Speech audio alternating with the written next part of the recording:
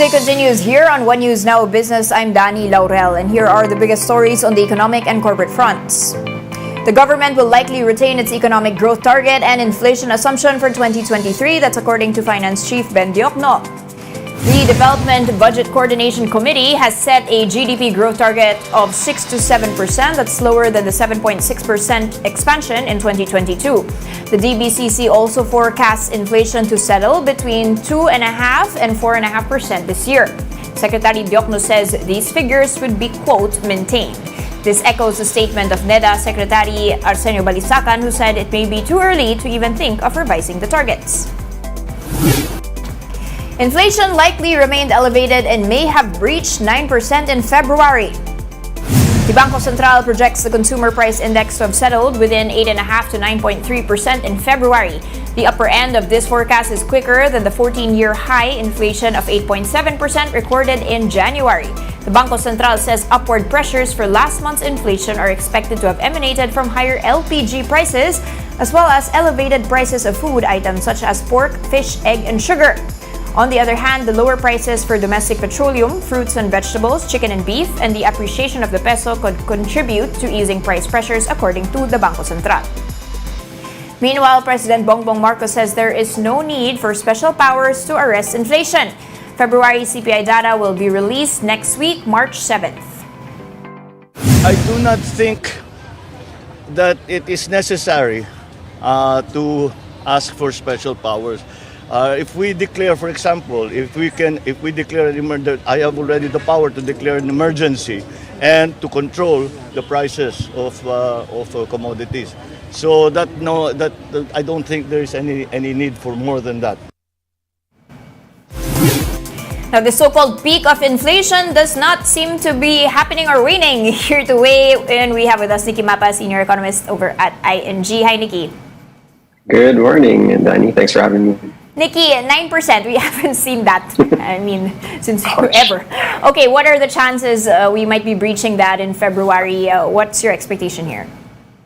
I actually have inflation settling at 8.7%, flat from last month, but it's still quite high. Right. BSP is opening the door to the possibility that we could see inflation at 9%. We haven't seen inflation at these levels since the 90s, if I'm not mistaken. 14 years ago. Yeah, it's been a while.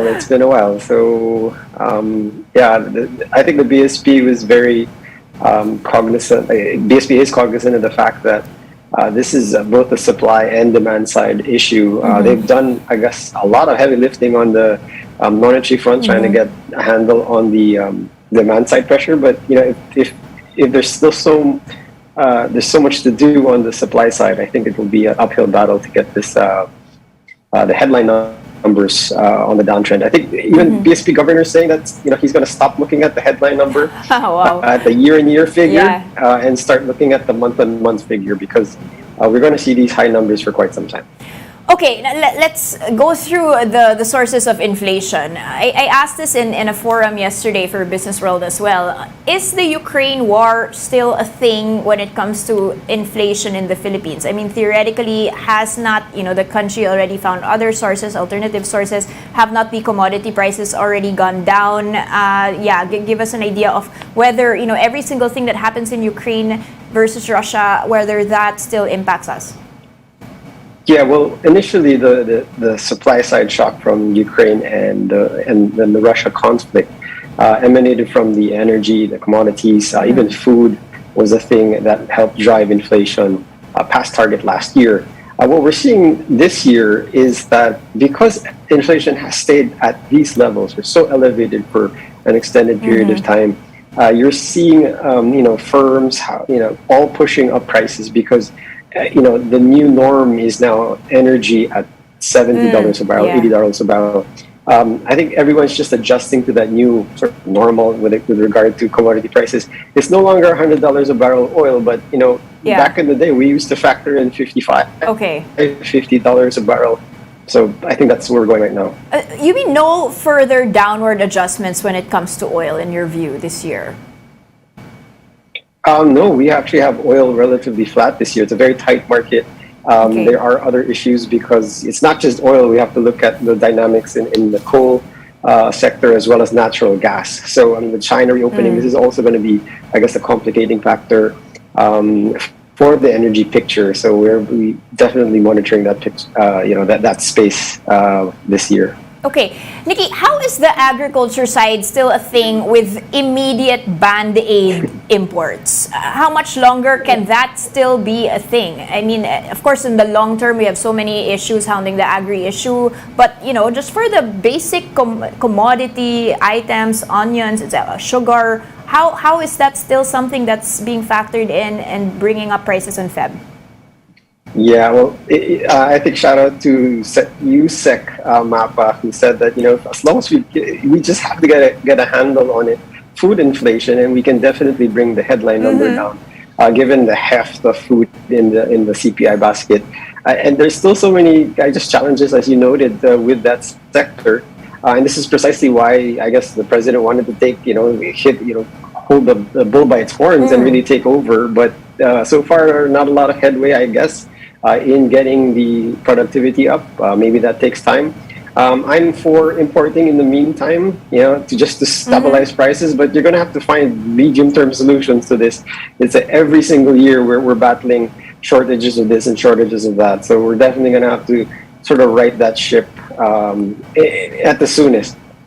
Okay, and demand, revenge spending, in terms of demand. Again, the same question, is that still a thing? It is supposed to be over the holidays, or is this domestic demand now something more robust, more sustainable? You're seeing that this is driving not just, the normal holiday type spending, but actually real life situation spending. Yeah, this is one of the things we were looking at during our economic forum. We just finished our roadshow. And the call is that eventually revenge spending is going to fade this year. I was speaking to colleagues in the region and getting their experience with countries that had reopened after lockdowns. It takes about a year for everyone to get the whole revenge spending out of their system. So, right about in the first or second quarter, we should see people divert spending to more normalized or more normal habits. And we're seeing that now. I think in the fourth quarter we saw an uptick in basic goods and services, less pronounced growth for all of those revenge spending items like restaurants and hotels, sort of taking a back seat. I think as prices are so high, so people are going to go back to basics. After the splurge, after getting the things out of their system. And speaking of that, give us an assessment of the first 2 months of the year compared to maybe the fourth quarter of last year in terms of consumption, in terms of real growth. We just reported the PMI now still in expansionary mode, 13 months. Are you showing some signs, not just of recovery, not just of consumption, but real growth? Well, the PMI number just came out, hot off the press, came out this morning, and it showed an expansion, but at a slower pace. I think, as the report noted, new orders and those continue to grow. But I think the concern is that how sustainable is the growth momentum, and that's why there was a bit of a pullback.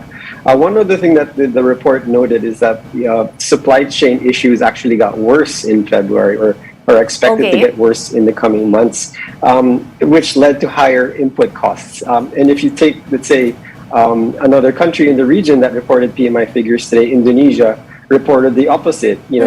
Supply chain issues have been improving in Indonesia, and if you look at their inflation number on the way down, ours is on the way up. So fix the supply chain issues, you fix the inflation problem. What are the supply chain issues in February? I mean, it can't be COVID linked. Maybe just I wouldn't be able to hazard a guess. So what's causing the hold up in these areas? But I mean, producer prices are supposedly moderating. So, but on the ground, the PMI survey shows that firms are feeling, I guess, the difficulty in sourcing materials, or they'll have to pay up for it. So that's what's causing the increase in supply, in pricing issues. Okay, let's talk about the peso. It's been stabilized simply because of the actions of the central bank. Is there still a risk of depreciation here if we're just going to be continuing on the same path that we've been doing? Well, the peso stabilized, I think, late last year, largely because the strong dollar theme faded. And I think the risk that the peso heads back to the 59 handle largely dissipating now because I guess the trade balance dynamic is a bit different this year. Okay. Late or mid last year, we saw the trade deficit hit 6 billion. Now we're looking at about 3 billion, 4 billion trade deficit. So a more normal trade deficit number. So expecting the peso maybe to underperform the rest of the region, but not necessarily depreciate back to the 59-60 handle. All right. And finally, Nikki, for at least last year, remittances still stayed strong. You've also got IBPAP saying they're looking at 10% growth this year. Give us an idea of what your assessment is of the chances of a U.S. or global recession today and how that might impact this side of the story vis-a-vis the China reopening story. Well, late last year, everyone was talking about the slowdown or the possible recession in the U.S. and Europe. That story's sort of come back a little bit. We've seen a string of good data out from Europe and the US. So it looks like there will be a chance for recession. It might be a rather mild recession if it does come to the fore. In terms of, I guess, the China reopening story, we're looking at the gradual expansion or the gradual reawakening of China, but our China desk doesn't believe it's going to be a very rapid expansion, and they also don't believe that it's going to be on the manufacturing side. Very, very modest pickup in consumer spend from China. All right, so thank you so much for those updates and giving us a bit more insight into these inflation figures coming out, of course, on March 7th. Thank you so much, Nikki Mapa, Senior Economist over at ING. Thank you. And we'll be back with more stories after the break. Keep it here on One News.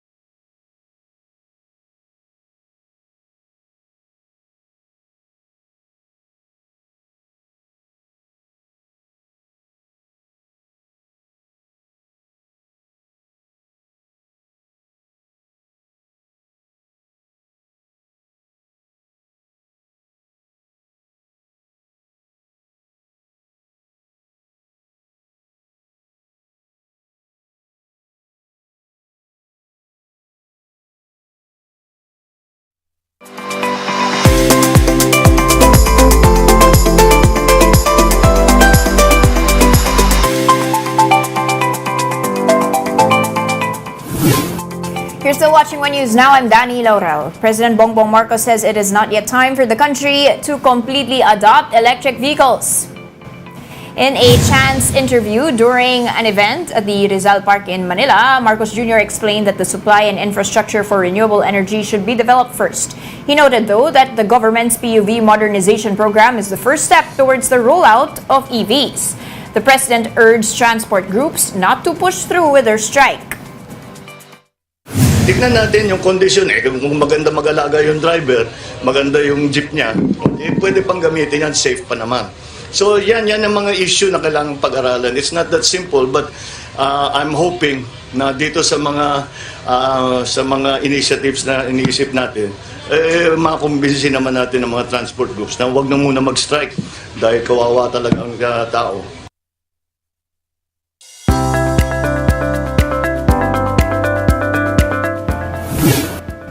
The IT BPM sector saw its revenues jump 10.3% to $32.5 billion in 2022. According to the IT and Business Process Association of the Philippines, last year's figure is higher than the 29.5 billion peso revenue posted in 2021. This increase in revenues was driven by key segments such as banking, financial services, and healthcare. The group also noted significant expansion in areas outside of Metro Manila last year, such as Cebu, Davao, and Pampanga. For this year, IBPAP targets another 10% increase in revenues to $35.9 billion. Meralco says it is negotiating a lower rate for a new Emergency Power Supply Agreement or EPSA with Aboitiz Power. This as Meralco seeks another 300 megawatt EPSA and what would be a third deal with Aboitiz Power. Aboitiz Power, on the other hand, declined to comment on the status of the negotiations, saying that the company deferred to Meralco to do the announcement. Meralco's move to secure an EPSA came after the Court of Appeals indefinitely suspended the power supply deal between the company and South Premier Power Corporation.